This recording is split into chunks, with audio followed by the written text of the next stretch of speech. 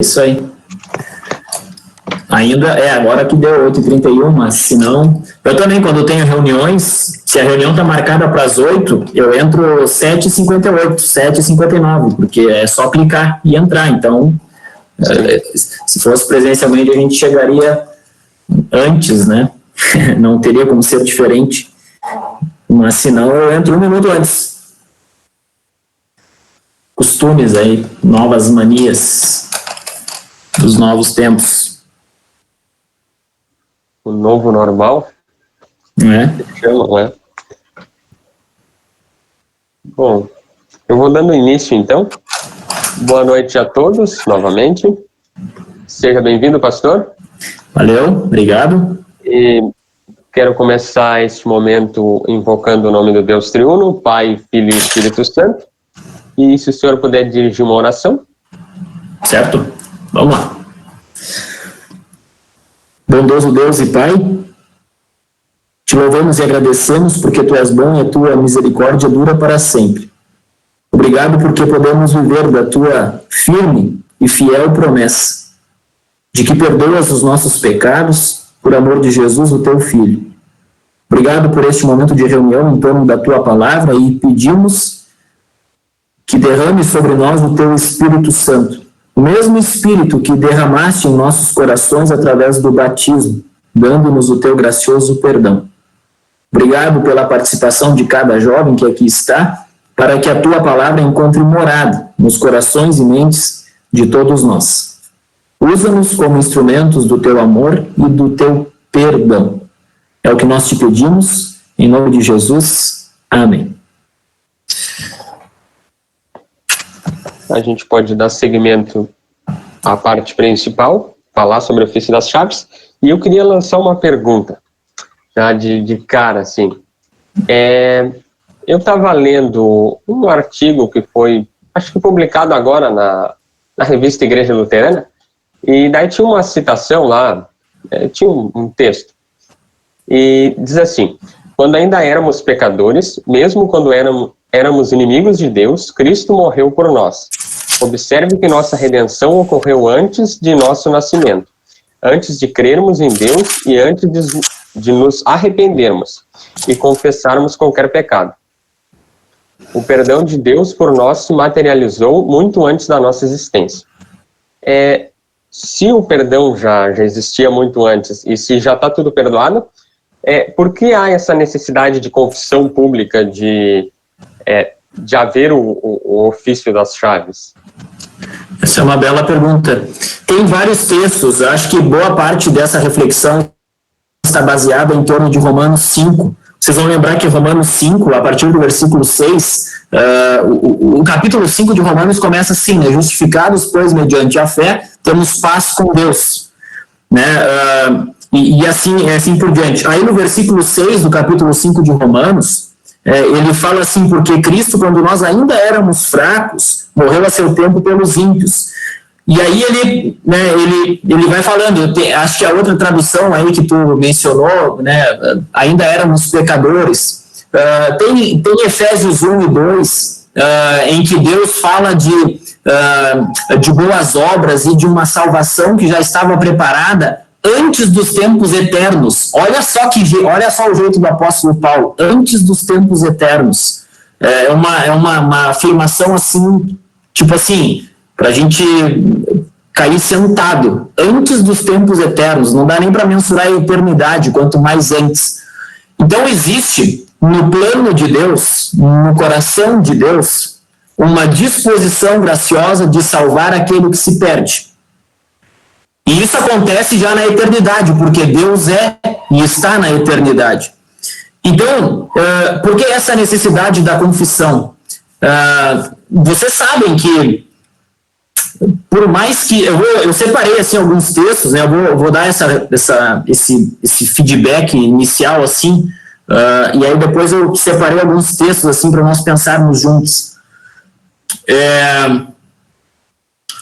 Se todos os pecados já estão perdoados no plano de Deus de salvar, de perdoar, não é que a confissão e a absolvição de pecados, que é nisso que consiste o ofício das chaves, não é que isso se torne uma mera formalidade.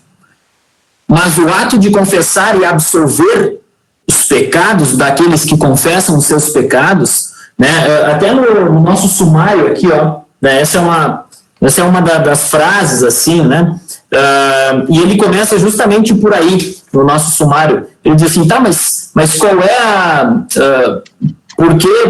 por que tem que fazer isso, né? É porque é a maneira através da qual Deus aplica o seu perdão às pessoas. É a maneira através da qual Deus aplica. Então, existe uma salvação que Deus, no seu plano e no seu coração, já preparou, já está pronto, está disponível. Mas as pessoas precisam ser levadas a isso, as pessoas precisam ser conduzidas a isso. A melhor analogia é a do remédio, ou a da vacina. O problema foi constatado, né? O problema foi constatado, o diagnóstico foi dado. Né, e o diagnóstico é desanimador, né, por causa do pecado, a condenação e morte eternas. E existe um remédio para isso, existe uma vacina para isso, mas é necessário aplicar. A vacina, por exemplo, dói. Vacina dói. Não é fácil confessar que é pecador. Então, a gente até usa essa expressão, né, de que a fé é um meio. A fé é um meio através da qual eu me aproprio do perdão que está pronto.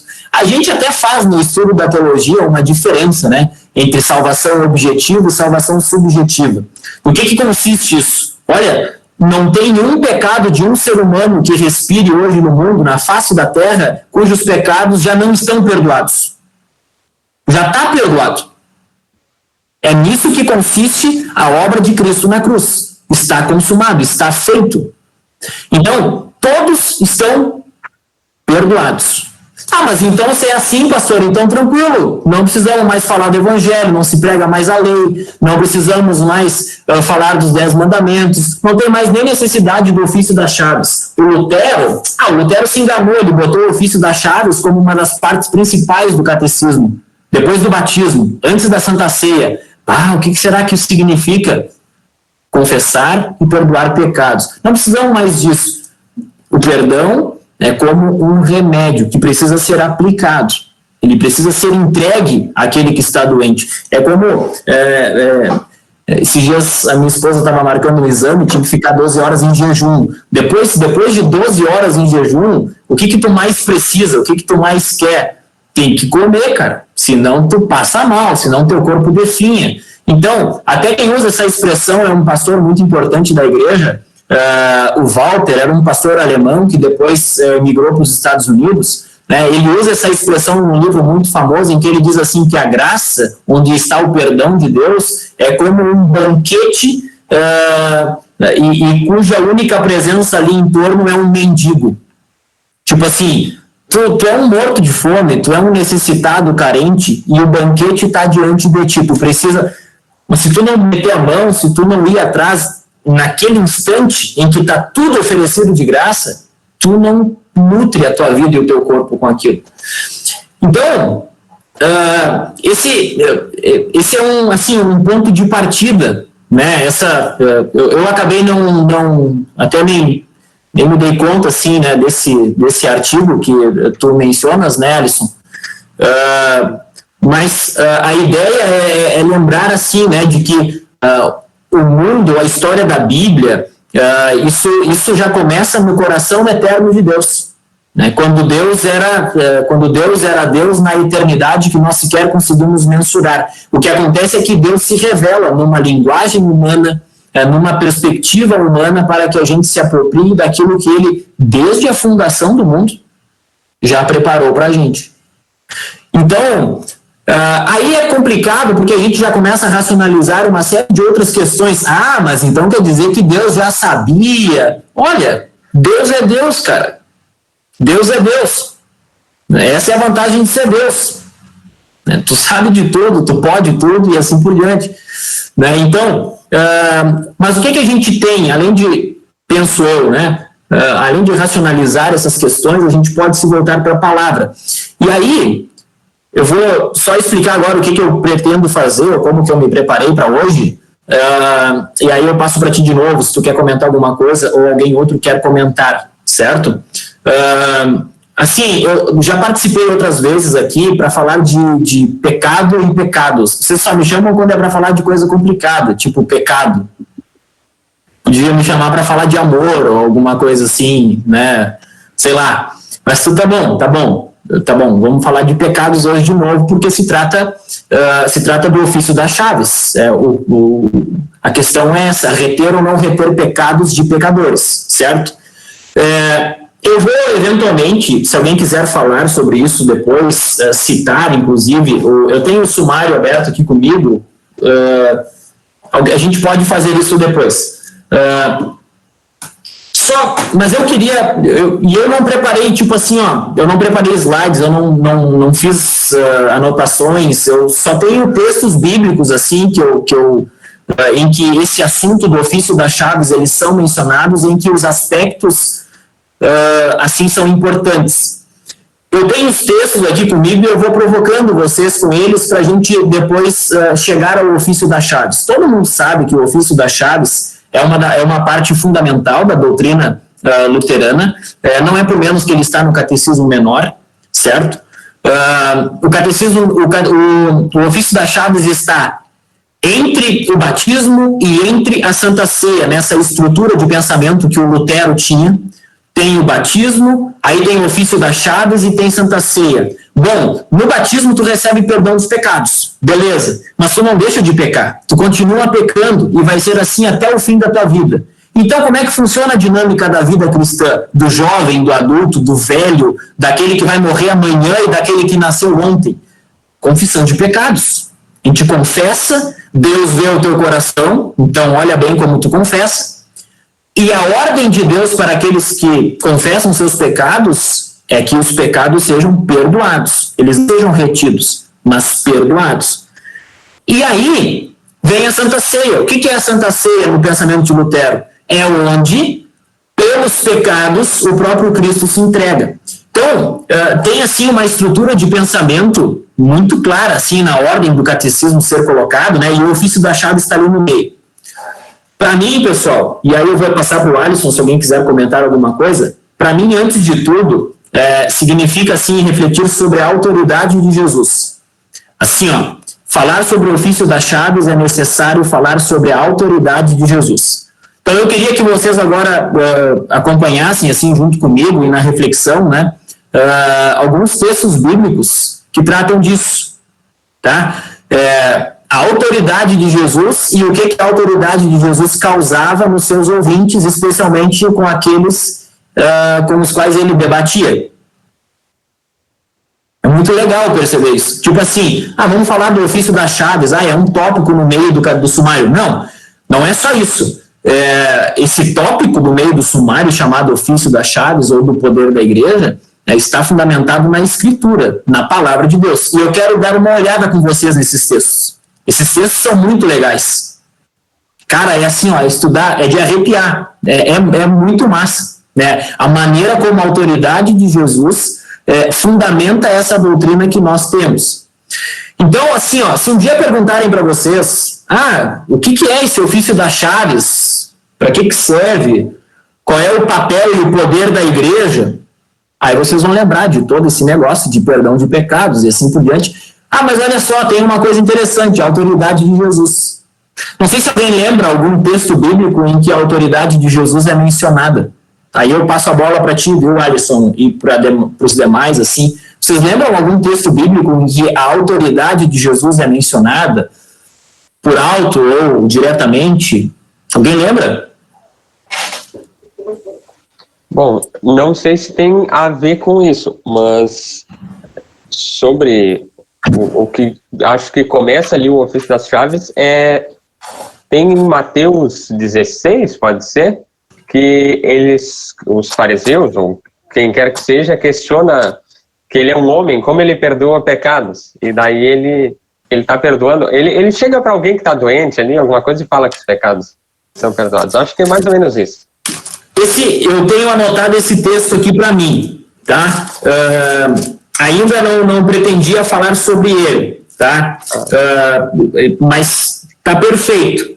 Deixa eu só assim, correr os olhos por cima aqui porque daí eu me dei de conta com uma coisa muito interessante. Eu falei para vocês que a autoridade de Jesus, para mim, assim, ó, a meu ver, tá? O primeiro passo que a gente dá para falar sobre o ofício das chaves, pecados e perdão, ou pecado e perdão, é falar sobre a autoridade de Cristo. Olha só que interessante. Mateus 16 é um texto central para refletir sobre isso. O Alisson está certo. A palavra autoridade nem é mencionada em Mateus 16, pelo menos nesse texto que vai de 13 até o versículo 20. Nem é mencionada a palavra autoridade. Mas é verdade que estão se perguntando, né? Jesus pergunta, né, para os seus discípulos, pessoal, assim, ó, vem cá vocês, meus discípulos, ó, vocês que me conhecem, vocês a quem eu chamei de modo mais próximo, quem o povo aí está dizendo que eu sou? Quem eles dizem que eu sou?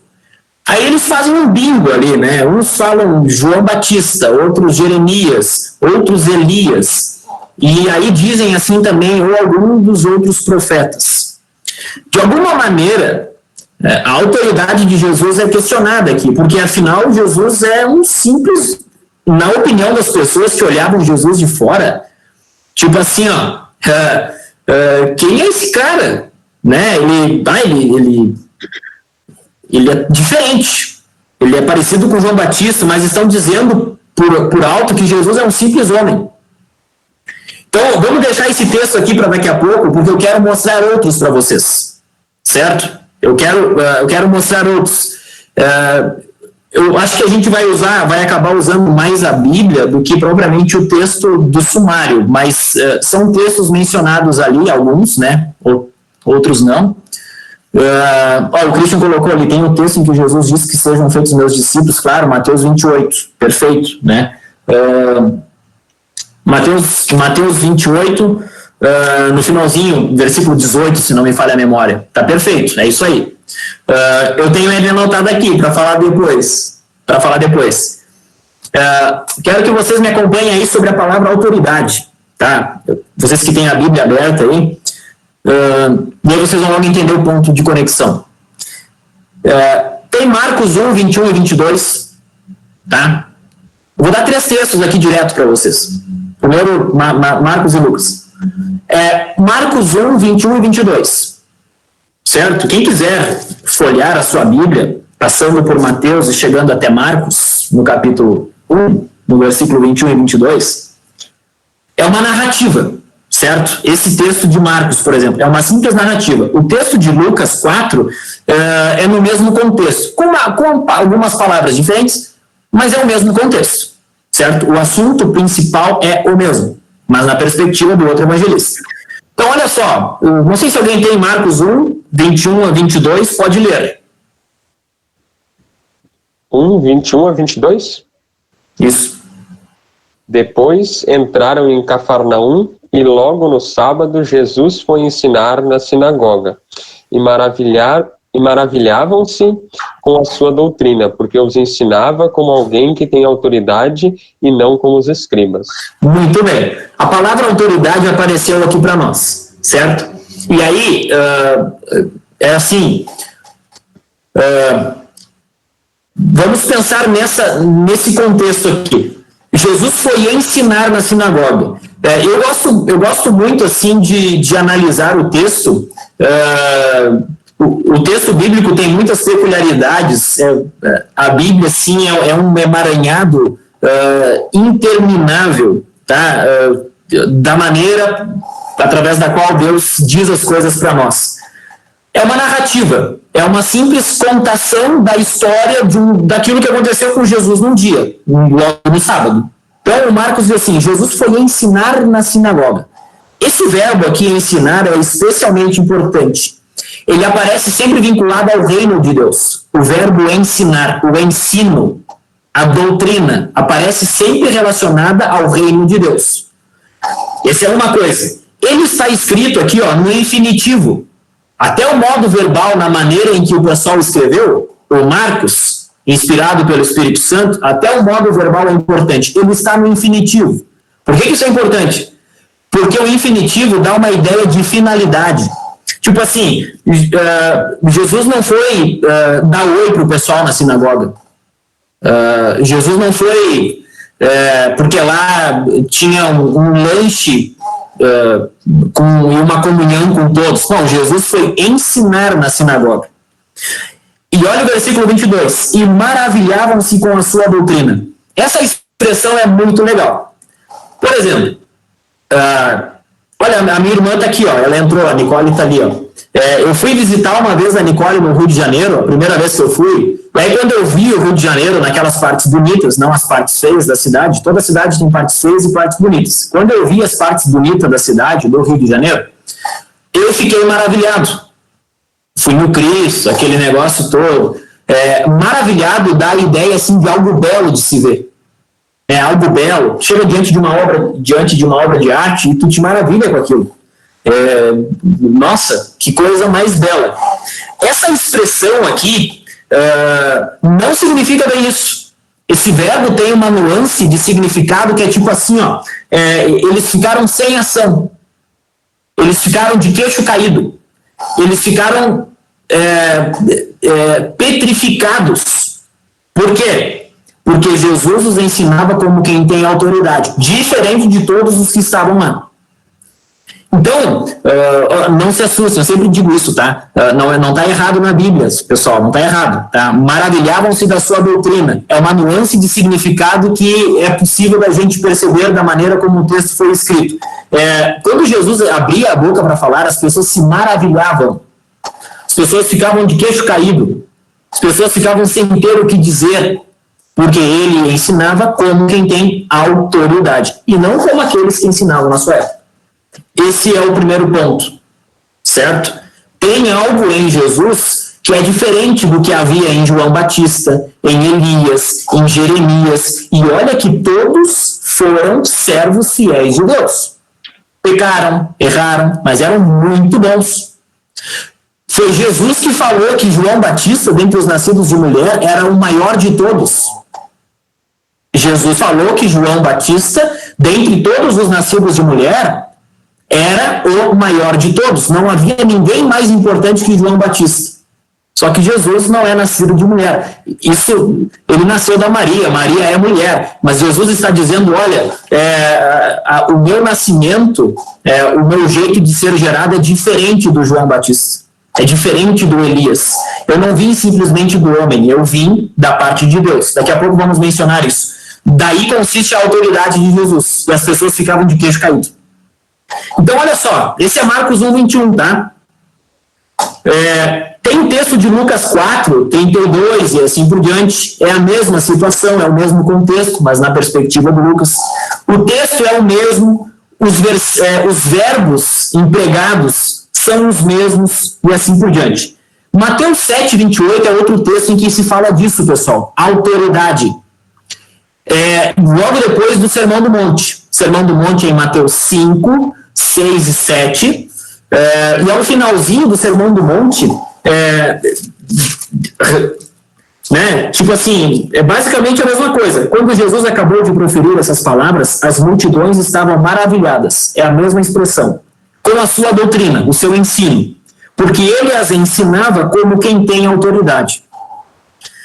Então, quando Jesus falava, ele falava como quem tem autoridade, diferente de todos à sua volta. E a palavra autoridade está assim implicado nesse verbo, nessa palavra, ter autoridade, é um verbo na verdade, está implicado assim o sentido de capacidade de fazer algo. Ser capaz de fazer algo, né? Ter o direito de fazer algo. Bom, Jesus tem a capacidade de perdoar pecados, de ensinar com autoridade, porque ele tem o direito divino de fazê-lo, porque ele é gerado do Pai desde a eternidade, ele não é um simples homem. Então, assim, esse é o primeiro passo que eu queria mostrar para vocês. Quando Jesus falava e ensinava sempre a respeito do reino de Deus, as pessoas ficavam... a nuance do significado do verbo é essa, literalmente assim, ó, ficavam sem ação. ficavam sem ação, as pessoas ficavam de queixo caído quando Jesus falava. Maravilhavam-se, é uma maneira de traduzir. Ficavam de queixo caído. Da onde que vem isso? Muitos perguntavam, né? Agora eu quero mostrar outra situação para vocês. Por causa desse jeito, tipo assim, ó, aqui fala das multidões, mas tinha um outro grupinho que pegava no pé de Jesus, vocês sabem, né? Vou lançar para vocês aí, né? Quem é que pegava muito no pé de Jesus? Os fariseus? Os fariseus, o pessoal do ensino. Ó, a Isa lá também colocou, né? Os fariseus, isso. Os escribas, aqueles que eram os copistas, responsáveis pela cópia da escritura do Antigo Testamento. O trabalho dos caras era copiar a Bíblia. Eles sabiam tudo, sabiam da tradição judaica, da interpretação de rabinos famosos, sabe? Esses caras sabiam. E interessante que em João 5, Jesus diz assim, olha, vocês não estão lendo a Bíblia direito porque as escrituras testificam de mim. Elas dão testemunho de mim. E vocês copiam a Bíblia o tempo todo e não me viram lá, né, no Antigo Testamento. Então, é muito curioso que sempre quando Jesus falava, as multidões, lembra nos relatos dos milagres, pessoal, quando Jesus, com meia dúzia de pão, meia dúzia de peixe, alimenta multidões, fala-se lá de 15 mil homens. Imagina, bota isso mais mulheres, bota mais crianças, tipo assim, ó, Jesus tinha os 12 ali que estavam colados com ele, mas Jesus era seguido por multidões, sabe, milhares de pessoas. E esse era o povo geral que não sabia direito quem Jesus era, como é que ele ensinava desse jeito, da onde que vinha a sua autoridade. Mas os fariseus, os escribas, os saduceus, esse pessoal com um pouco mais de entendimento, pegaram no pé de Jesus. E eu separei também esses textos em que eles pegam no pé de Jesus por causa da sua autoridade. E aí já entra direto nessa questão do ofício das chaves, porque é uma questão na discussão em que Jesus, de fato, pergunta, olha, o que é mais fácil eu fazer aqui, eu dizer para ele levantar e andar ou perdoar os pecados? Essa é tipo assim, a ironia de Jesus para cima deles, né? O que é mais fácil de eu fazer? Eu posso só dizer, olha, levanta e anda, mas os seus pecados também estão perdoados. E os fariseus enlouquecem com Jesus, tá? Não sei se lembram, tá? Esse é o texto de Marcos 5. Começa no versículo 17. Quem quiser aí folhear a sua Bíblia de novo, até o capítulo 5 de Marcos, eu disse assim que usaria assim, mais textos bíblicos para elucidar isso na nossa mente, tá? Essa é a ideia, tá bem? Essa é a ideia. Marcos 5, opa, perdão. Não, na verdade era só para ver se vocês estavam ligados, é Lucas 5, tá? Não foi erro meu, foi só para ver se vocês estavam ligados. Lucas 5, no versículo 17. Lucas 5, versículo 17. Tá? Versículo 17. Isso, lê o 17, tá? Lê só o 17 pra gente. Tá. E aí depois vai lá pro 22. Vai lá pro 22 até o final. Tá bem. Então, Lucas 5:17. Um dia Jesus estava ensinando e alguns fariseus e alguns mestres da lei estavam sentados perto dele. Eles tinham vindo de outras cidades da Galileia e da Judéia e também de Jerusalém. O poder do Senhor estava com Jesus para que ele curasse os doentes. 22. Porém, Jesus sabia o que eles estavam pensando e disse: Por que vocês estão pensando assim? Vai até o final, Luísa, desculpa. Vai até o final, até o 26 lá. Tá. O que é mais fácil dizer ao paralítico: os seus pecados estão perdoados, ou levante-se e ande? Pois vou mostrar a vocês que eu, o Filho do Homem, tenho poder na terra para perdoar os pecados. Então disse ao paralítico: Eu digo a você, levante-se, pegue a sua cama e vá para casa. No mesmo instante, o homem se levantou diante de todos, pegou a cama e foi para casa louvando a Deus. Todos ficaram muito admirados e cheios de medo louvaram a Deus dizendo: que coisa maravilhosa nós vimos hoje. Muito bem. Então olha só, aqui nesse texto, tá, 5:17 até 26, a menos que eu tenha lido errado e entendido errado, todas essas questões relacionadas à autoridade de Jesus, perdoar pecados, as pessoas de boca aberta e os fariseus pegando no pé de Cristo, tá tudo aqui misturado. Não sei se vocês perceberam isso e prestaram atenção. Tá tudo misturado. Então, o que a gente tem? Tem Jesus que estava ensinando. A essa altura, já tinha muita gente atrás de Jesus, inclusive os entendidos. Tem alguém que precisa daquilo que Cristo tem a oferecer, não apenas o seu ensino, mas aqui, inclusive, uma situação de cura. E Jesus, ele diz assim: o que vocês estão pensando em seu coração? Cara, imagina só tu ouvir isso de Jesus lá no final do capítulo 2 de João. Olha só que interessante. Mas vocês logo vão entender a conexão. No final do capítulo 2 de João, quem quiser conferir, dá uma passada lá, final do capítulo 2 de João. Logo depois de um milagre que Jesus fez, o evangelista escreveu assim: muitos creram, porque viram aquilo que Jesus ia fazendo e falando. Muitos creram. E aí, ele acrescenta um detalhe, o próprio evangelista: mas Jesus, conhecendo o ser humano, não confiava neles. Tipo assim, não foi algo, prestem atenção, não foi algo que Jesus disse, pessoal. Foi algo que o evangelista escreveu a respeito de Jesus. Então, o João disse assim, olha, teve um monte de gente lá que depois que viu aquilo, se impressionou, ficou admirado, de queixo caído, creram, mas Jesus conhecia o ser humano e não confiava neles. Jesus conhece o coração das pessoas. Ele conhece. Imagina ouvir isso de Cristo. Certo? E aí Jesus é irônico com eles. Meus amigos, o que é mais fácil? Vocês que estão duvidando aí no coração de vocês, o que é mais fácil? Eu, que sou Cristo, tá? Dizer que os seus pecados estão perdoados ou levante-se e ande? E aí o mais legal é que no seguinte, ali que a Luísa leu, aparecem as duas coisas. Jesus diz assim: mas isso aqui que está acontecendo é para vocês verem que o Filho do Homem, que sou eu posso perdoar pecados. Poderia ter dito isso, né? Os teus pecados estão perdoados. Mas ele diz assim, eu posso perdoar pecados, mas ele disse outra coisa pro paralítico. Ele disse outra coisa, ele disse ainda, levanta e anda. Tipo assim, tanto faz para Deus. Tanto faz perdoar pecados ou curar alguém. A gente sabe, não quero ser reducionista, não é esse o ponto, mas todos os problemas que nós convivemos hoje, isso tudo, paralisia, doenças, isso tudo são consequências da morte.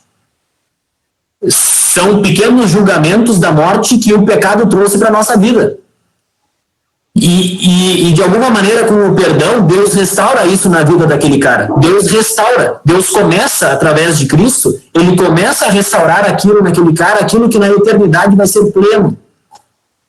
Então, vejam que o perdão que Cristo tem a oferecer, com base na sua autoridade, que incomodava muita gente, olha lá no final, muitos ficaram admirados. É a mesma expressão, pessoal. A mesma. Ficaram de queixo caído. Ninguém entendia como que Jesus ensinava de jeito, lava pecados. Como é que ele fazia tudo aquilo. Tem um outro texto, agora não vou lembrar, tá? Eu sou muito ruim com os endereços dos textos. Tipo assim, Lucas 19:8. Eu sou muito ruim com isso. Eu lembro da frase, do contexto e do assunto, em que Jesus cura de novo alguém que estava possuído lá com... Deve ser Marcos. Marcos é o que mais fala disso. Ele cura alguém, e aí os fariseus começam a dizer, ele está expulsando demônios com o poder do próprio diabo, e aí tem alguém que replica aquela fala, alguém diz assim, não, mas ninguém pode fazer isso, cara, ninguém pode fazer isso, ninguém apareceu aqui fazendo isso do nada, né? Ele possui uma autoridade diferente. Então, olha só, gente, eu sei que acabo falando demais, assim, mas eu espero que essa questão tenha ficado claro, assim, para vocês, de que esse assunto do ofício das chaves, ele tem, assim, não é uma coisa que a igreja inventou. Tipo assim, não foram vocês, jovens cristãos, que inventaram esse negócio de perdoar pecados. Não foi um pastor no seu gabinete que inventou. não foi o apóstolo Paulo que inventou. Não foi o apóstolo Pedro, que é o principal discípulo envolvido lá em Mateus 16, onde o ofício das chaves é descrito, comentado ou instituído. Nem é o apóstolo Pedro, é a autoridade do próprio Cristo. É o próprio Cristo. E aí vocês vão lembrar de vários outros textos. Vocês lembram de Mateus, de João 18, em que Jesus diz assim: olha, assim como o Pai me enviou, tá? Eu estava lá com o Pai na eternidade, mas o Pai me enviou. Eu me fiz carne, eu nasci como um ser humano, e eu também envio vocês. Jesus tem uma origem distinta, e nisso está a sua autoridade. Ele é verdadeiro, não apenas o Nazareno, filho do carpinteiro José, mas ele é o Filho de Deus, o Cristo. E o termo Cristo carrega consigo uma implicação muito séria, muito importante. O termo Cristo implica alguém separado para uma missão. Essa expressão Christos, em grego, ela significa literalmente separar, consagrar para algo especial. Então, Jesus é o Cristo, porque aquilo que ele tem para fazer, só ele pode fazer, nenhum outro, que é perdoar pecados. Então, assim, para encerrar esse primeiro ponto da autoridade, esse mesmo termo, autoridade, essa mesma consequência que os interlocutores de Jesus tinham, que era ficar de queixo caído, ficar admirado, isso Jesus delegou e entregou para a igreja, especialmente aos discípulos que tornaram-se apóstolos e depois para aqueles a quem os apóstolos instituíram como ministros da igreja. Isso aparece escancaradamente lá em Atos 13, versículo 18, eu acho. Tá? É um contexto em que Paulo e Barnabé estão juntos. Alguém confere lá para mim, por favor? Atos, capítulo 13, versículo 18, por ali, mais ou menos. Tem alguém muito importante, alguém que era descrito, era um procônsul, tá? Uma autoridade romana, alguém que era descrito como alguém muito inteligente. Procurem aí, deve ter um pouquinho antes do versículo 18, do capítulo 13, um texto ali que menciona que o Sérgio Paulo, acho que era esse, né, o procônsul, ele era muito inteligente, ele era um homem entendido. E aí, eu sei que no final lá, né, no final de toda a discussão, o apóstolo Paulo deu uma palavra de autoridade, e o versículo 12, eu acho, 12 ou 13, acho que é no 12, né? No 12, olha só no 12, pessoal, não é 18, é 12. Então o procônsul, vendo o que havia acontecido, creu, maravilhado com a doutrina do Senhor. Então, a mesma autoridade de Cristo foi concedida à igreja.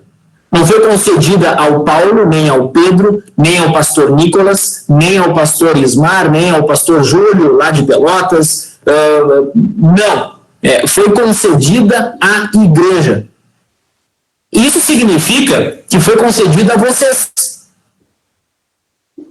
Pelo que eu sei aqui, não sei se tem mais algum pastor aqui, né? O Alisson vai, se Deus quiser, vai chegar lá. Não sei se tem mais alguém aqui, mas assim, chegou o outro Alisson também. Então vejam, o poder peculiar que Cristo deu à sua igreja de perdoar pecados não foi concedido a pastores, foi concedido à igreja. Isso foi concedido a vocês. Vocês são igreja. Então vocês têm um poder peculiar de perdoar pecados. Mas como assim, pastor? Peraí, lá no culto, é o pastor que diz lá na frente: os teus pecados estão perdoados, e assim por diante, parará, piriri. Aquilo que todo mundo ouviu e ouve frequentemente. É o pastor que diz: mas o pastor faz isso em nome da igreja por ordem de Cristo. Então, esse é o ponto que eu queria agora entrar na outra questão. Encerramos a questão da autoridade. A autoridade de perdoar pecados está baseada na autoridade de Cristo, de ser verdadeiro Deus. Conforme os textos escancaravam aqui pra gente, as pessoas ficavam de queixo caído. Ponto. Esse é o ponto principal. Para mim, falar sobre o ofício das chaves implica primeiro falar sobre a autoridade de Cristo. Por isso que Quando se perdoa pecados, eu já vou ler um texto bem legal aqui para vocês, até o sumário cita, o nosso sumário da doutrina cristã cita isso, né, de que quando a gente ouve que os teus pecados estão perdoados, a gente deve acreditar como se o próprio Cristo dissesse isso dos céus. Não é porque o pastor é muito bom, não é porque o pastor é especial, não é porque eu gosto do pastor, não, é porque é a autoridade que Cristo concedeu à sua igreja. Igreja a qual Deus quer que tenha pastores, que Deus quer que tenha ministros, para que faça isso no culto público. Mas, nós vamos ver daqui a pouco, que esse poder peculiar Cristo deu à igreja, a todos os que são igreja. Então esse era o primeiro ponto. O primeiro ponto foi cumprido, foi longo, tá? Mas para vocês verem assim, que perdoar pecados é uma coisa que só Deus pode fazer. Mas Deus delegou isso para a igreja. Deus delegou. Isso é muito legal de pensar, sabe por quê? Pelo menos eu pensei isso, não sei se vocês vão pensar. Porque assim, contudo, tá? Pensa em tudo que está acontecendo hoje. A gente vê o tempo inteiro pessoas que são igreja,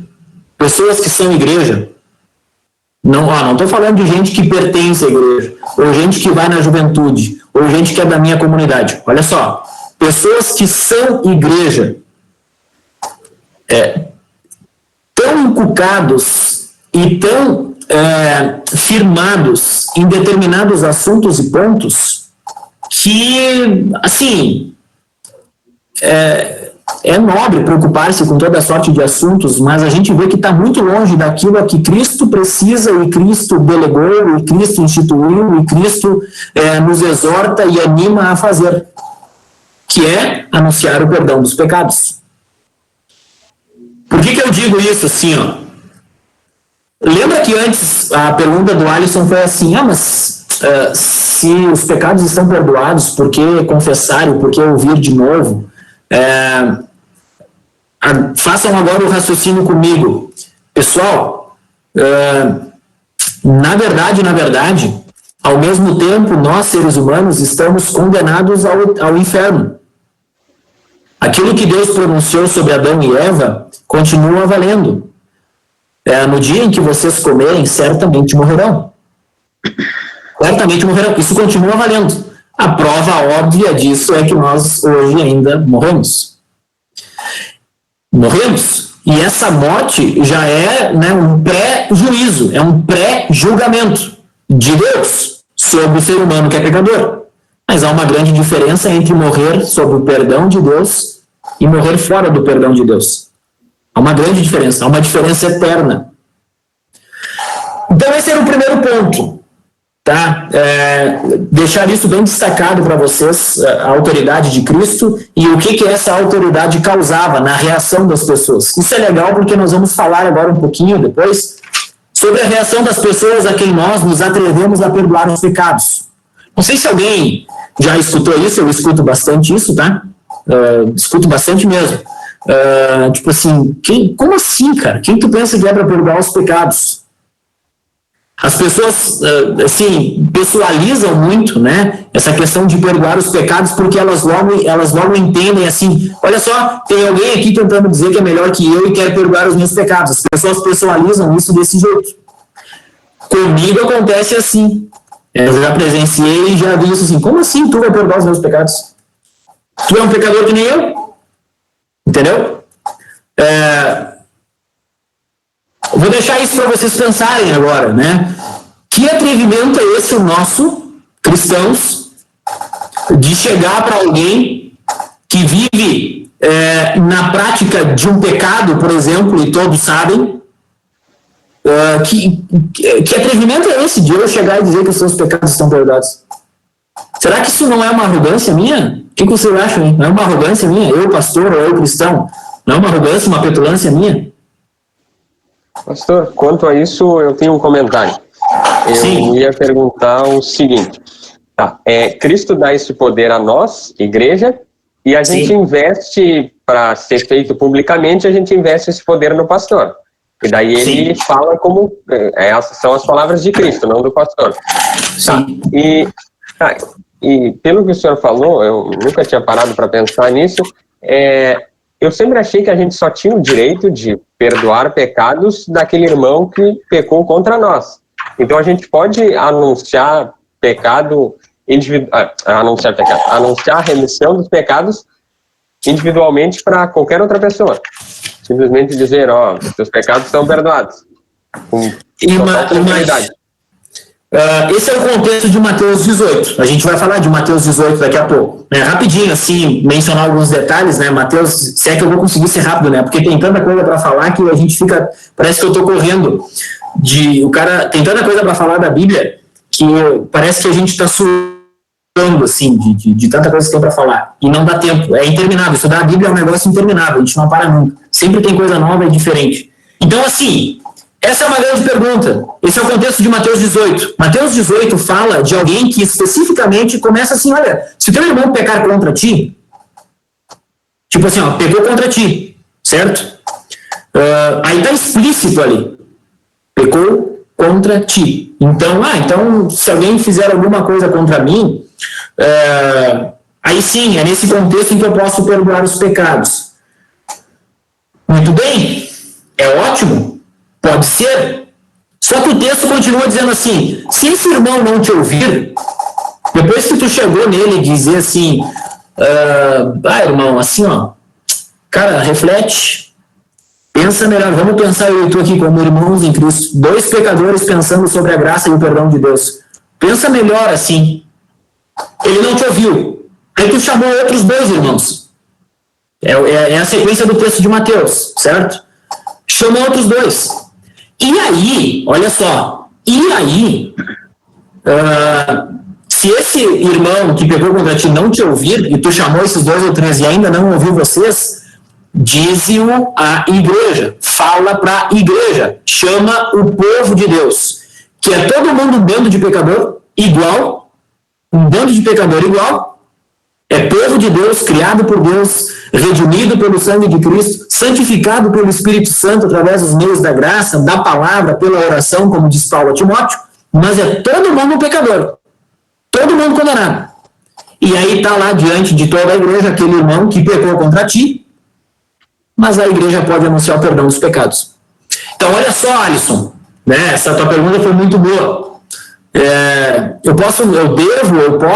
A igreja deve anunciar os pecados. Nós, na doutrina luterana, formulamos isso dentro da doutrina como a consolação mútua entre os irmãos.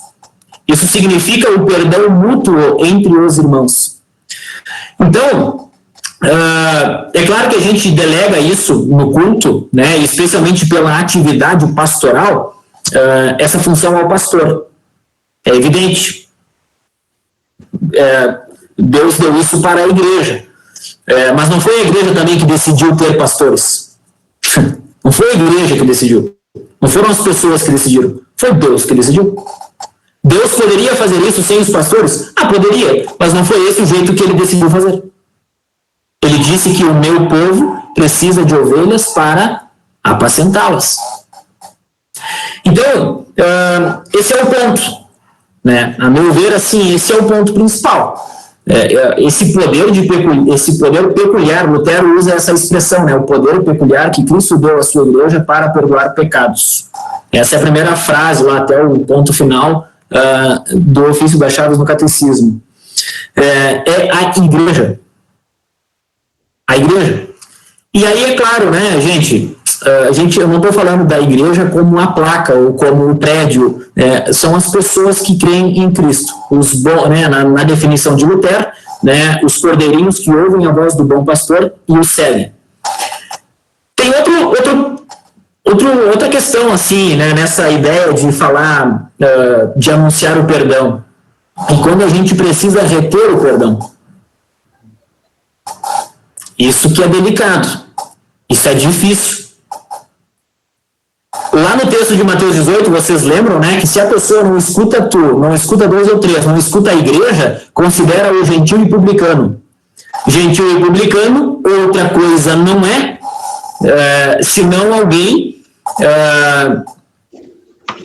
que que não entendeu o evangelho, que está fora do povo de Deus, naquele contexto. Né? Tinha um publicano que se arrependeu e é um discípulo de Jesus. Hoje a gente tem o evangelho conforme Mateus por causa dele. Era um fariseu, era um publicano. Mas, através dele, a gente tem Mateus 4,17, que diz assim: arrependam-se e creiam no evangelho. Eis o ofício das chaves. Então, Deus deu esse poder de perdoar pecados, beleza? Perdoou pecados. Né? Jesus, lá em Mateus 16, vocês podem ir abrindo aí, Mateus 16, tá? Jesus fala de chaves. Mateus 16. As chaves do reino dos céus. E aí é legal lembrar, não sei se vocês vão lembrar, né? De novo, se eu falar o endereço do texto, acho que eu vou errar. Mas é Apocalipse 1. Apocalipse 1, ali na metade de Apocalipse 1, versículo 16, 17, quem quiser conferir, dá uma conferida. Jesus fala que ele tem as chaves da morte e do inferno. Olha que legal isso, hein? Alguém confere lá para mim, vê se é Apocalipse 1, 17 ou 16, uma coisa assim. Mas esse é o texto, né? Eu estive morto, mas eis que estou vivo. E eu possuo as chaves da morte e do inferno. É mais ou menos isso que está lá. Não é? 18. Olha aí, ó. Muito bem, 18. Então, as chaves da morte e do inferno. Volto à autoridade. Jesus, a gente sempre acha que, por exemplo, no inferno quem manda é o diabo. Não. Jesus tem as chaves da morte e do inferno. O inferno, olha só, como assim, pastor? Nós estamos falando de ofício das chaves, por que tu está falando de inferno? Bom, porque o inferno, nós inadvertidamente, às vezes a gente pensa que o inferno são para os descrentes, para os ateus, aqueles que morreram fora de Cristo, longe de Deus. Lembra do texto bíblico?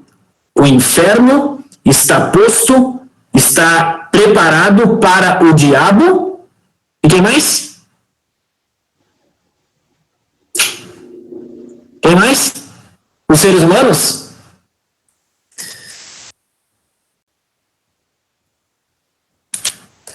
Para o diabo e os seus anjos. Para o diabo e seus anjos. Não tem ser humano ali. Lembra de Ezequiel? Deus não tem prazer na morte do ímpio, mas que o ímpio se converta do seu caminho e volte ao Senhor. Deus não tem prazer na condenação das pessoas. Deus não preparou o inferno para condenar um ateu. Entendeu? Tipo assim, imagina, cara, Deus abandonou na cruz, sob sua ira eterna, consumidora, o único justo, para que o injusto se converta. Como é que eu vou preparar o inferno para ser humano? Então, o nosso raciocínio, assim, olha, de perdoar e não perdoar pecados, pessoal, não é se eu gosto ou não gosto da pessoa. Não é se eu, agora eu vou, depois que ela me disse ali que ela está arrependida, eu vou, assim, pensar, ela me falou que está arrependida, mas na verdade, assim, ó, aquela cara que ela estava fazendo, não sei não, hein? Eu acho que estava se fazendo. Ô, cara pálida, como assim? Tu é Deus para ver o coração da pessoa? Não, tu não é Deus. Mas e se ela está mentindo, pastor? Aí o problema, com quem está o problema? É dela com Deus? É dela com Deus, exatamente.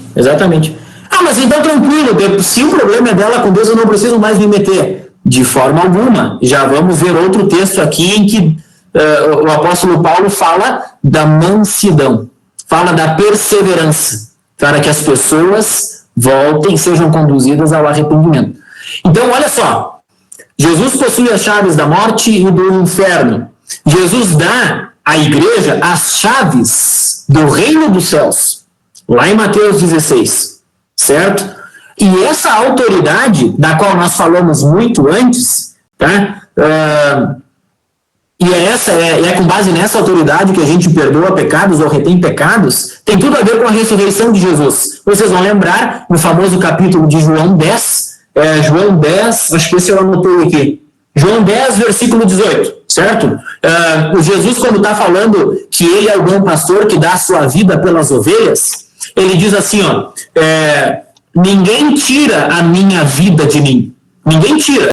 Sou eu quem dou a minha vida pelas minhas ovelhas. E eu tenho o poder de reavê-la. O poder, a autoridade. Deixa eu só conferir se é o termo autoridade que aparece lá. Vamos ver, João 10, rapidinho. Parará. João 10, 18. Exatamente isso. Ninguém tira a minha vida. Pelo contrário, eu espontaneamente a dou. Tenho autoridade para entregá-la e também para reavê-la. Este mandato recebi do meu Pai. Olha como continua esse negócio de autoridade no versículo 19 e 20. Esse é o texto que eu falei para vocês, olha, não era Marcos, é João, olha aqui, ó. Por causa dessas palavras, houve nova divisão entre os judeus. Muitos deles diziam, ele tem demônio e enlouqueceu. Por que vocês ouvem o que ele diz? E outros diziam, este modo de falar não é de endemoniado. Será que um demônio pode abrir os olhos aos cegos? Isso aconteceu, abrir os olhos aos cegos, lá no capítulo 9, né, anterior. Então, olha só, gente. Jesus é quem tem autoridade para entregar sua vida e para reavê-la. É a mesma autoridade em que ele entrega a nós o poder de perdoar e repor pecados às pessoas. As chaves do reino dos céus. Isso é um privilégio muito grande. Só que tem uma coisa que é maior ainda. O que vocês acham que é maior do que o privilégio?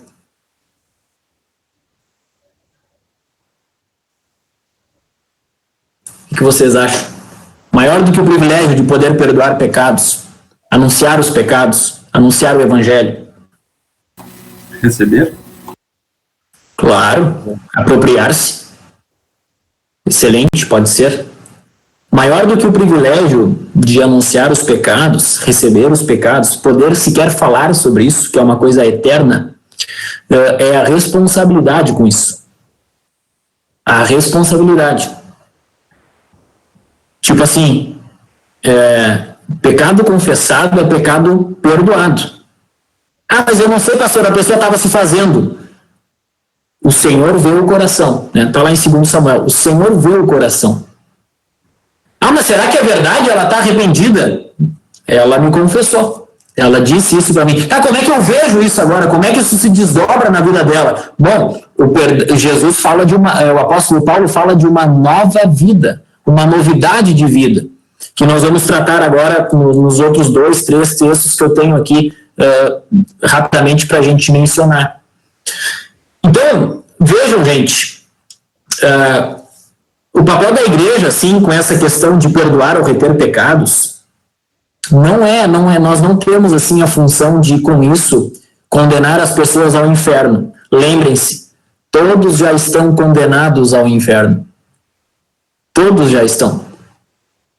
Mas na mesma medida em que, pela fé, nós nos apropriamos daquilo que Cristo fez por nós, a nossa condição não é mais de filho da ira, de condenados, mas de filhos do reino do seu amor. Essa tensão, ela existe, a gente precisa manter ela. A gente precisa manter essa tensão. Né?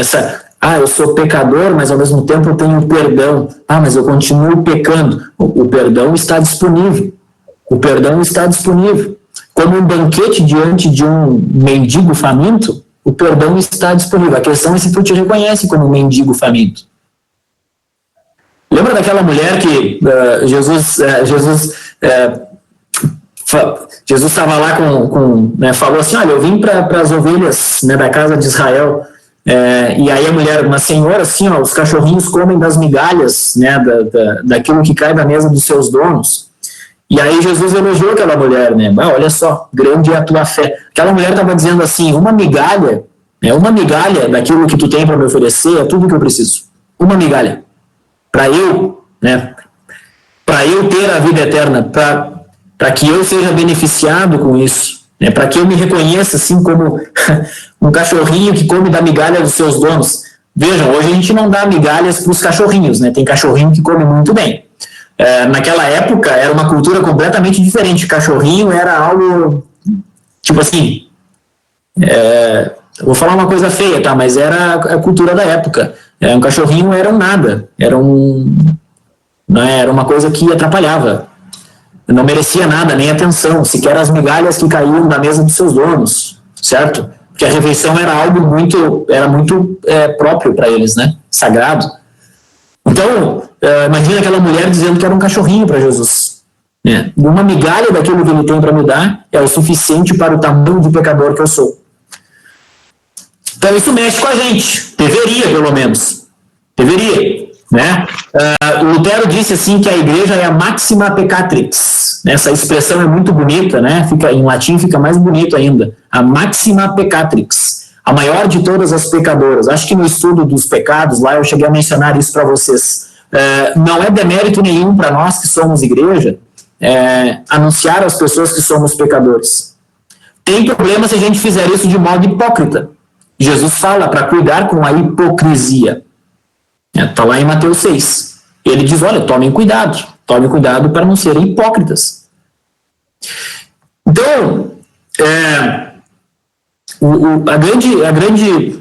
os grandes pontos, assim, pessoal, para mim, né, que eu tinha destacado com os textos que a gente lembrava e assim por diante, são esses. Tá? São esses. Eu espero que de tudo aquilo que eu falei, pelo menos alguma migalha, né, que caiu da mesa, vocês tenham compreendido, porque a gente fala tanta coisa, né? Mas são as reflexões assim que surgem a respeito desse assunto assim tão legal e sublime quanto esse, né, do ofício das chaves. Se alguém quiser comentar aí alguma questão, fique à vontade. Ainda bem que o Alisson já chegou, ele pode responder as perguntas para mim aí, porque senão não posso ficar mal na foto. Bom, eu tinha umas quantas anotações aqui sobre a parte da excomunhão que me chamou bastante atenção. A gente até podia fazer um próximo encontro com esse assunto. Pode até ser. Tem bastante assunto para falar disso. O que tu queria perguntar mais especificamente assim? Mas eu tenho uma dúvida, daí é no sumário mesmo. Sim. Quase no final lá, já indo para o ofício do ministério, mas ainda em excomunhão, ele difere ali algo que não equivale à excomunhão, que é negar a comunhão eclesiástica, ou dela excluir. Daí ele cita textos de 2 Tessalonicenses e 1 Coríntios. Tá. E, bom, eu entendi o que... Por exemplo, em 2 Tessalonicenses e 1 Coríntios 3, o apóstolo Paulo está falando de falsas doutrinas. São o que esses textos têm em comum, certo? Sim.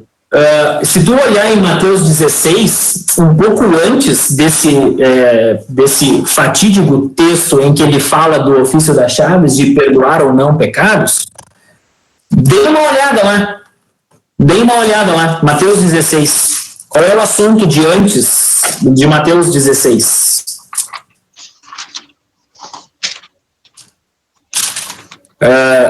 Antes de Mateus 16, 13, né? Evidentemente, está dentro do capítulo 16. É mais próximo ainda. Especialmente ali no versículo 12, 11, 10 e assim por diante, Jesus estava tendo um problema, uma discussão com os fariseus. Sim. Os fariseus achavam... tem um contexto ali que envolve o pão, né? Os discípulos esqueceram de levar o pão. E aí Jesus olha para eles e diz assim, fiquem atentos e tenham cuidado com o fermento dos fariseus e saduceus. Aí eles não entendem do que Jesus está falando. Será que ele está falando isso porque a gente esqueceu o pão? A gente é muito ruim como discípulo. A gente não presta nem para trazer a comida. Imagina, como é que nós vamos falar de perdão para as pessoas? Como é que a gente vai convencer as pessoas sobre a palavra de Deus se a gente não lembra nem do pão? A gente é muito ruim. Só que é óbvio que Jesus não estava falando de pão, né? No versículo 11, ele diz assim, ó, como não compreendem que eu não estava falando a respeito de pães? Tenham cuidado com o fermento dos fariseus e dos saduceus. Aí é muito legal que a própria Bíblia se interpreta para a gente. Olha no 12. Então entenderam que Jesus lhes falava, que Jesus lhes tinha dito que tivessem cuidado não com o fermento usado no pão, mas com a doutrina. Ó, doutrina dos fariseus e saduceus. Doutrina, certo? Não tem nada a ver com doutrinação, como a gente ouve hoje em dia. Doutrina não tem nada a ver com ideologia. Aliás, a palavra ideologia vem do termo bíblico irion, que significa ídolo. E isso, do ponto de vista bíblico, inadvertidamente, uma ideologia tem origem humana. Origem humana, doutrina de pessoas. Certo?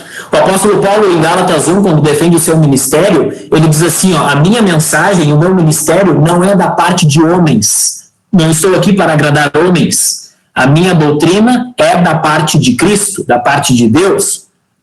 Então, o contexto lá de 2 Tessalonicenses e de 1 Coríntios 3 são contextos em que o que está em jogo é o ministério do apóstolo Paulo. Lembra que o apóstolo Paulo, em 2 Coríntios, usa uma expressão muito bonita, pessoal, para falar do ministério do pastor, por exemplo. É um ministério da reconciliação.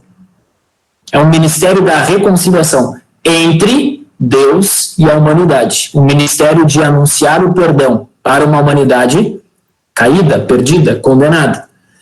O grande problema é a doutrina falsa, como sempre.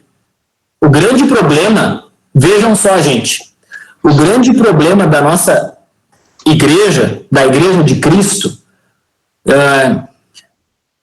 tem muito jovem, né, aqui, muitos pastores talvez vão brigar comigo, né, que eu vou dizer isso, mas o grande problema, muitas vezes, não são as fofocas entre os jovens.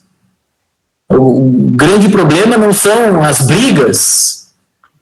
Isso também é problema. Mas o grande problema no meio da igreja, às vezes, é a doutrina falsa, ensino falso, a respeito de qualquer particularidade da vontade revelada de Deus na Escritura. E isso tem a ver, né, e isso também tem a ver com aquilo que o apóstolo Paulo escreveu para o Timóteo. Né? Esse é um dos últimos textos assim, que eu sempre menciono, carrego ele comigo. É o texto de 2 Timóteo 2, do versículo 22 a 26. Esse texto, para mim, assim, gente, ele é impressionante esse texto, né? Quem tem a Bíblia aberta aí pode folhear ela até lá. 2 Timóteo, né? Para quem não lembra, 2 Timóteo tá na Bíblia, né? Tá na Bíblia, tá no Novo Testamento. Não procurem 2 Timóteo lá no Antigo Testamento. 2 Timóteo vem depois de 1 Timóteo. Só para lembrar vocês, caso alguém não tenha lembrado disso, né? Mas existe 2 Timóteo. Do versículo 22, tá? Do versículo 22 até o 26. Fala do nosso papel. Tá? Quem encontrou aí pode, dentre outras coisas, né, vamos chegar no ponto aí em que nós precisamos tratar, que trata de perdoar, não perdoar, pecados, né, a culpa e assim por diante. Quem encontrou aí pode ler, por favor. É o capítulo 2, né? 2 de 2 Timóteo, do versículo 22 ao 26. Fuja das paixões da mocidade, siga a justiça, a fé, o amor e a paz com os que, de coração puro, invocam o Senhor. Evite as discussões insensatas e absurdas, pois você sabe que elas só provocam brigas.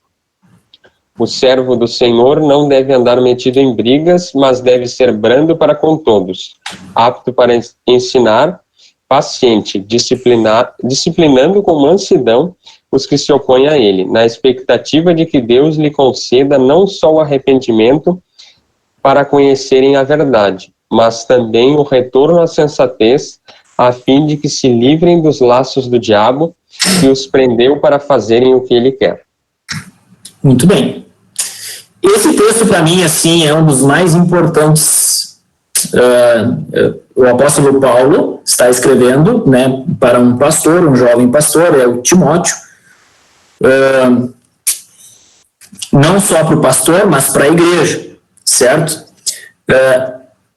Olha só, disciplina com mansidão os que se opõem a ele, disciplina com mansidão, não é aceitar tudo de bico fechado. Tudo bem, meu irmão, é verdade, todos devemos nos amar, dar as mãos, e não importa os erros que sejamos cometendo na nossa vida ou dentro da igreja. Não, olha só, disciplina com mansidão. Acho que é em 1 Timóteo 5, o apóstolo Paulo até fala, né, sobre exortar os velhos, os mais idosos, como se tu estivesse falando com teu pai. Falei, como é que tu vai falar com teu pai? Com amor, né? Ele é o teu pai. Mas tem que falar. Se está errado, tem que falar. A gente presta, especialmente na juventude, assim, pessoal, a gente presta assim, um grande desserviço à pregação do evangelho quando a gente anuncia o evangelho, só o evangelho como a palavra de Deus. A palavra de Deus também é lei. E como um espelho, ela mostra do jeitinho que tu é um pecador. Só que aí, eu que sou um instrumento de Deus para fazer isso, eu não vou dizer para ele, olha aqui, meu espelho está mais limpo que o teu, aqui tem menos problema do que tu. Não é isso. Não é isso. Né? É um pecador exortando a um outro pecador. Disciplina com mansidão. E aí, olha que legal. Na expectativa, essa palavra expectativa é a mesma palavra para esperança dentro do Novo Testamento. É a mesma palavra, certo? Tem outra palavra que também pode ser usada para esperança especificamente, mas se pode traduzir assim, tá? Na esperança de que Deus, não é o pastor, não é o jovem, ninguém, de que Deus não só conceda o arrependimento para conhecer a verdade, que tu é um pecador e precisa do perdão, mas o retorno à sensatez. O retorno à sensatez. Vocês vão lembrar que o Salmo 14, o Salmo 54, né, eles são salmos, esqueci agora o termo técnico, né, eles são salmos que se repetem dentro da Escritura, Salmo 14 e Salmo 54. Né, ele diz assim, o Salmo começa dizendo assim, diz o insensato no seu coração que não há Deus.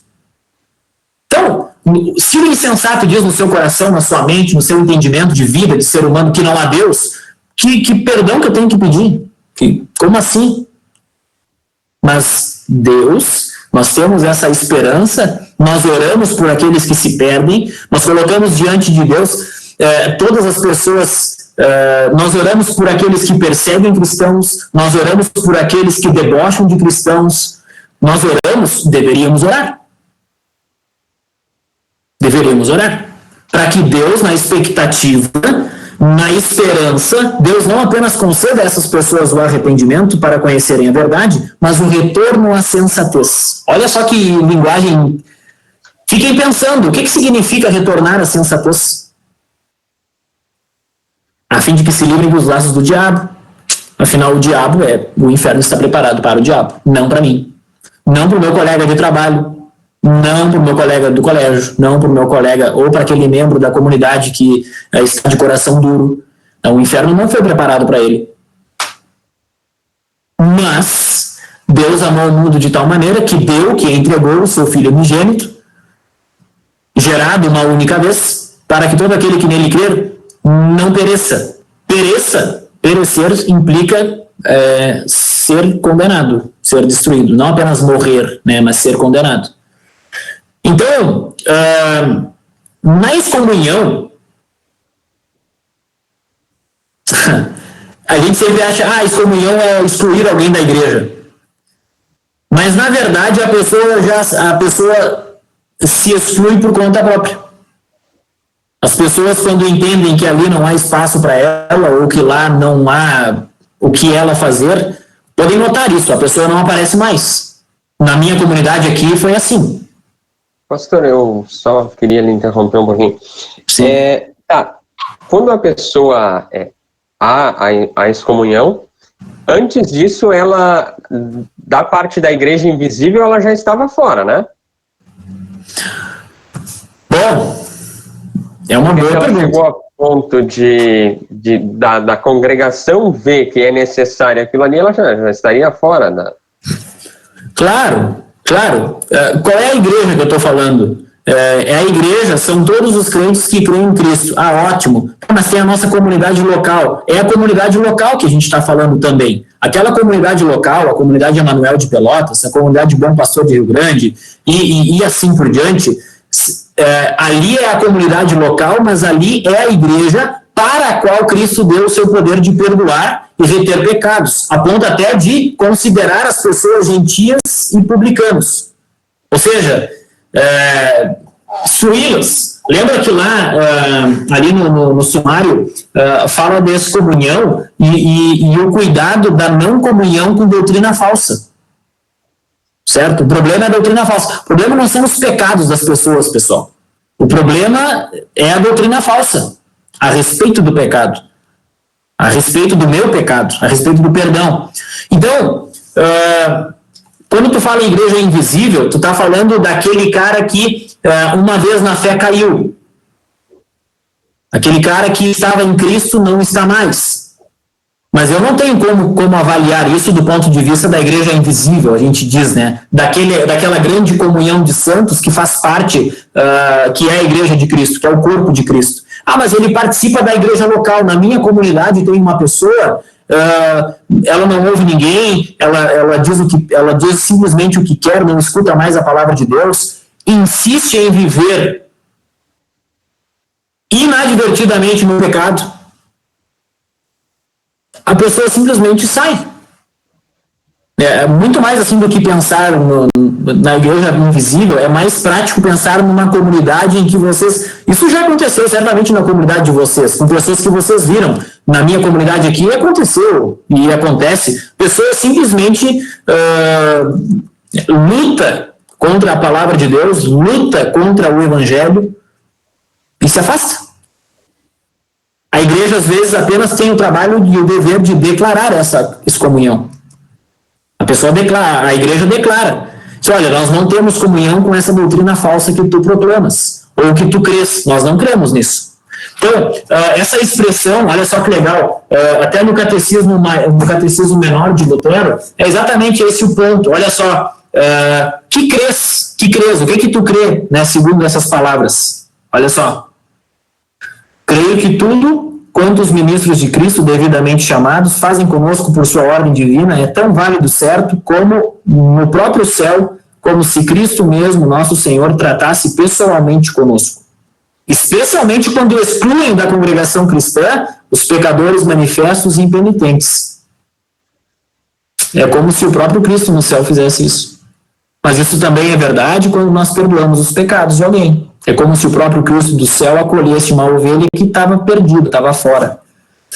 Então, do ponto de vista prático, cara, as pessoas quando percebem que ali não tem espaço para elas, quando elas acham que ali não são bem-vindas, quando não são dignas, as pessoas se afastam. A coisa mais fácil é excomungar alguém da igreja. A coisa mais fácil é tirar alguém da igreja. A coisa mais difícil é trazer alguém de volta para a igreja. Coisa mais fácil.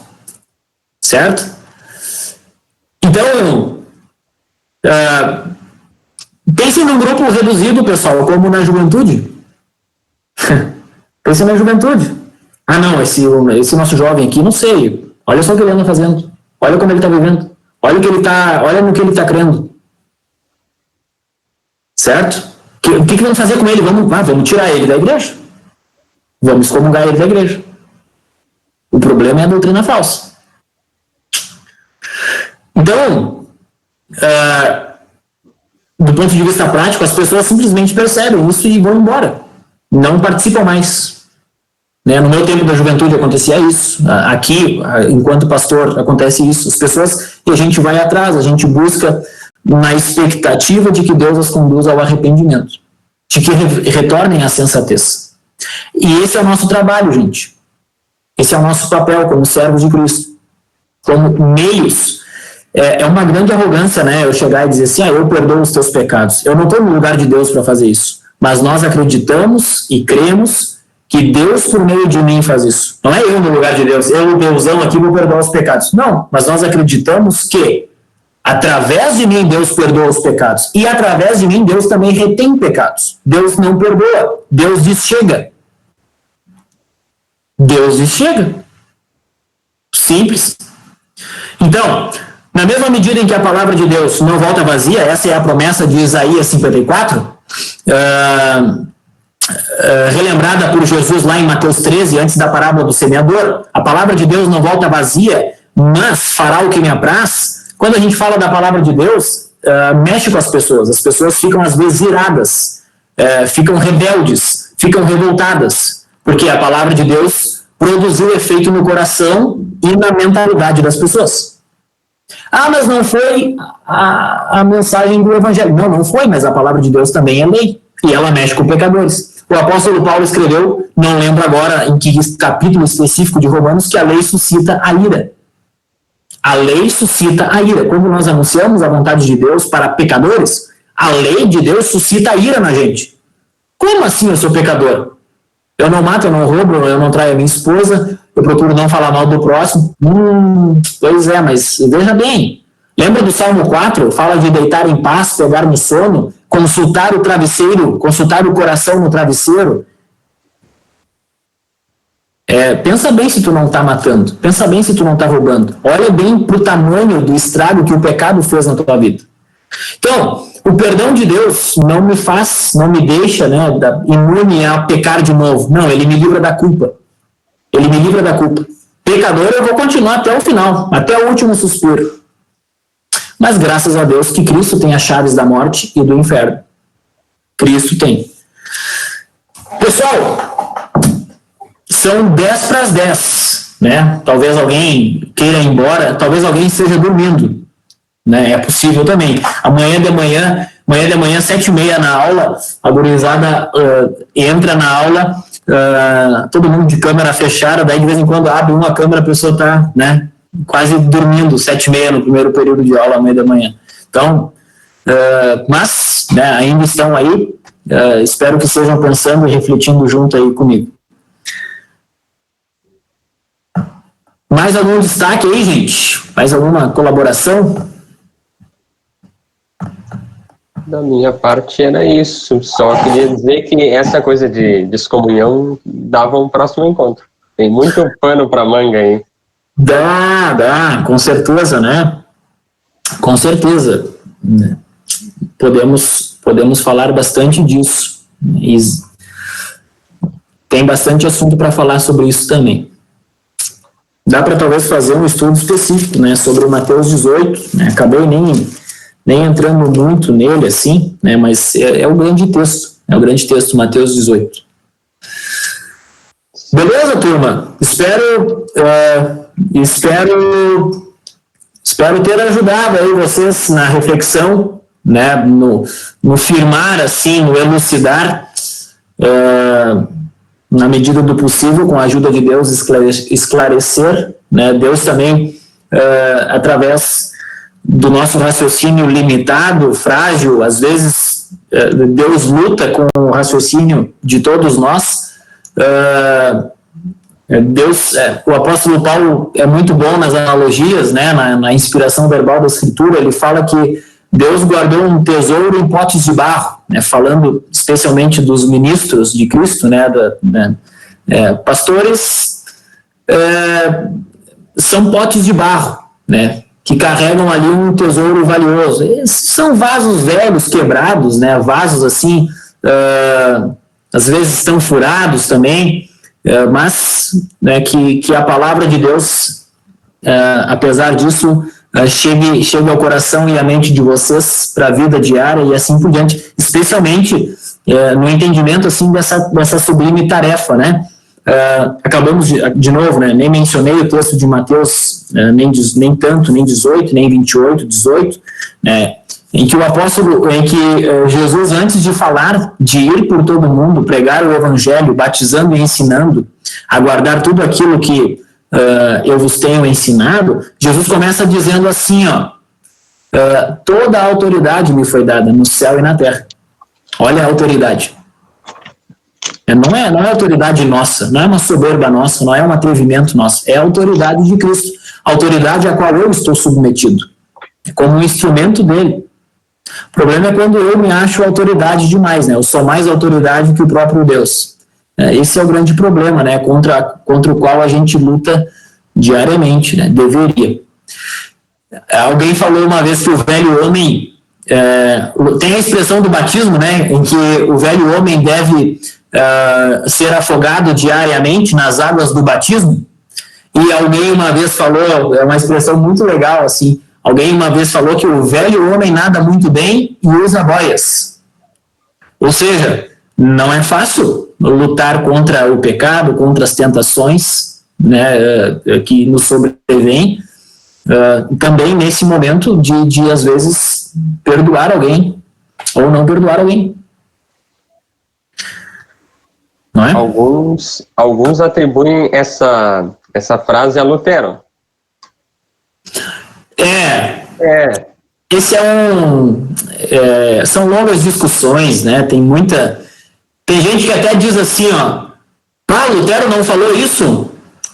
Lutero Lutero não falou isso. Mas então ele deveria ter dito, né? Tipo assim, essa frase é tão boa que ele deveria ter dito. Talvez ele não, acho que não disse, não. Ele disse muita coisa, mas acho que isso não me lembro de ter lido isso em Lutero. Legal, pessoal? Sim. Sim, da minha parte, eu agradeço mais uma vez o convite de vocês. Muito bom estar com vocês todos. A gente que agradece. Para mais um momento aí de falar sobre a Bíblia, estudar a Bíblia.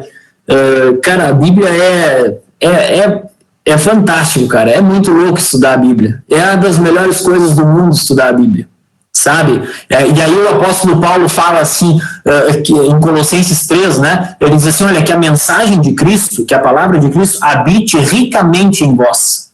Né? Ele diz assim, eu já sei que eu estou perdoado, eu já sei que, né, eu estou na esperança de que ao morrer Cristo me receba, tudo isso eu já sei, pastor, tudo beleza. O apóstolo Paulo diz assim, cara, que a mensagem de Cristo habite em vocês ricamente. Ricamente. Lembra da mulher lá falando com Jesus? Jesus, uma migalha que cai aí, uma migalha tua. Cara, não só uma migalha, né, o que já é muito em se tratando da graça de Deus. Ricamente. Ricamente. Deus tem um tesouro nos potes de barro, né? Ele fala dos pastores, Deus tem um tesouro. Está no pote de barro, mas é um tesouro. Né? Essa expressão é muito legal. Então, agradeço o convite, né? Eu espero que eu tenha mais ajudado, né, do que colocado mais dúvidas na cabeça de vocês. As dúvidas também nos ajudam, né, em certa medida, mas espero que eu tenha ajudado vocês a refletir e pensar um pouco mais sobre essa temática importante, tá? O ofício das chaves. O ofício das chaves. Beleza, Alisson? Sim, muito obrigado, pastor. A gente que agradece. Foi muito bom. O pessoal até está elogiando ali, alguns elogios ali no chat. Falaram alguma coisa? Legal. Foi muito esclarecedor. Que bom. Então tá. Eu me despeço por aqui, né? Eu acho que... Dirigir só uma oração antes? Claro, com certeza, com certeza. Oramos sim.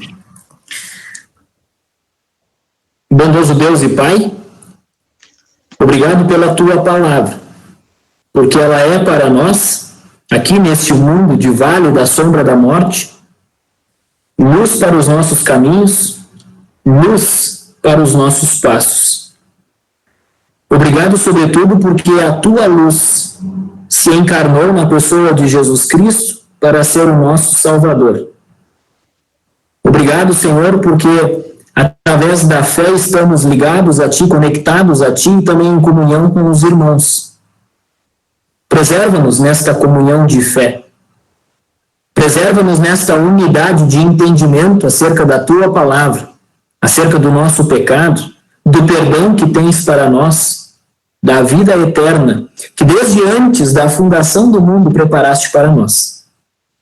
Lembra-nos sempre da Tua palavra, para que ela habite em nós ricamente, não apenas nos nossos corações, mas também nos nossos pensamentos.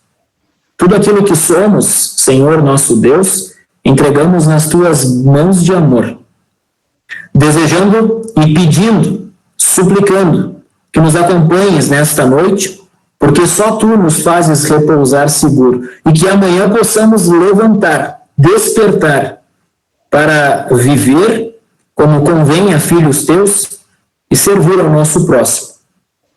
Vamos falhar amanhã, Senhor. Vamos pecar. Vamos nos esquecer da tua palavra, dos teus preceitos. Mas temos a certeza de que tu te lembras de nós. Dá-nos essa certeza, dá-nos este consolo, hoje e sempre. É o que nós te pedimos, em nome e por amor de Jesus, o nosso Redentor. Amém. Muito obrigado, Beleza. pastor. Pessoal, fiquem com Deus aí, foi um prazer, muito legal, muito bom estudar, né, comentar, ver aí o que a gente descobre lendo a palavra do nosso Deus para a nossa vida. Um grande abraço, até a próxima. Um abraço, Deus abençoe o senhor. Valeu, gente. Tchau.